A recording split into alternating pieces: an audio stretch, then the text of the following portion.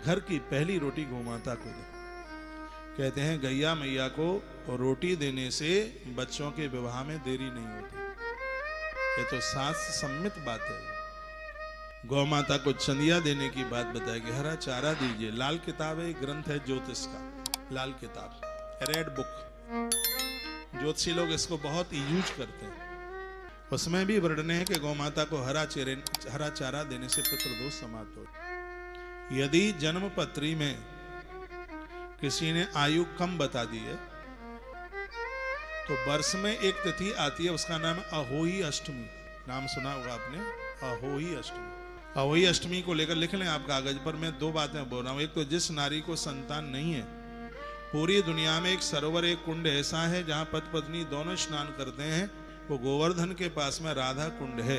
अहोई अष्टमी के दिन वहां स्नान करने से नारी की कोख भर जाती है, उसकी गोद भर जाती है। और दूसरी बात, यदि जन्मपत्री में ये कह दिया गया कि उम्र कम है, तो अहोई अष्टमी के दिन एक लोटे में जल भरकर जिसकी उम्र कम है उसके ऊपर 7 बार ऐसे घुमाकर, और गैया मैया जिस खूंटे पर बंधती है वह पानी उस खूंटे पर चढ़ा दीजिएगा।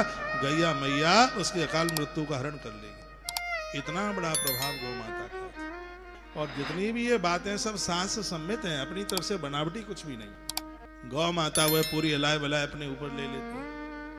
ऐसी कौन सी समस्या है जिसका समाधान गौ माता के द्वारा ना हो। सागर के मंथन से 5 गाय निकली। आज पूरे जगत में उसी गौ माता की संतान है। गैया मैया की सेवा करने वाले राजा दिलीप, उन्होंने ऐसे पुत्र को जन्म दिया कि वह पुत्र गंगा जी को धरती पर लेके आ गया। गौ माता की कृपा से जो बालक हुआ उसका नाम भगीरथ हुआ है। गौ माता की कृपा से। कहते हैं कि जो नारी, हरवंश पुराण में वर्णन है, जो नारी बच्चे को जन्म देने के लिए जा रही है वो गौव्रती बने। गौव्रती कैसे बना जाता है? कहा जाता है कि रात को शाम को जब गैया चर करके आवे तो उसका दाहिना सींग दूध में धो करके, और नारी उस दूध को ले, कच्चा दूध, थोड़ी उसमें मिश्री डाल ले। गर्भ में संतान खत्म नहीं होगी, भ्रूण हत्या नहीं होगी, अपराध नहीं होगा, और जन्म लेने वाला बच्चा अद्भुत होगा। ये गौव्रती व्रत है। ये 1 महीने के लिए किया जाता है। ज्यादा चाहे जितना कर लीजिए, कम से कम 1 महीने के लिए। हरवंश पुराण में इसका वर्णन है। गैया मैया का दाहिना सिंह गौ माता के कच्चे दूध में धो करके और नारी इसको लेती है। इसका प्रभाव है कि अद्भुत संतान, अद्भुत औलाद होती है।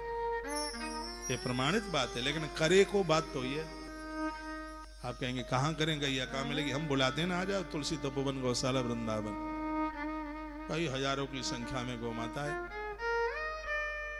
और इस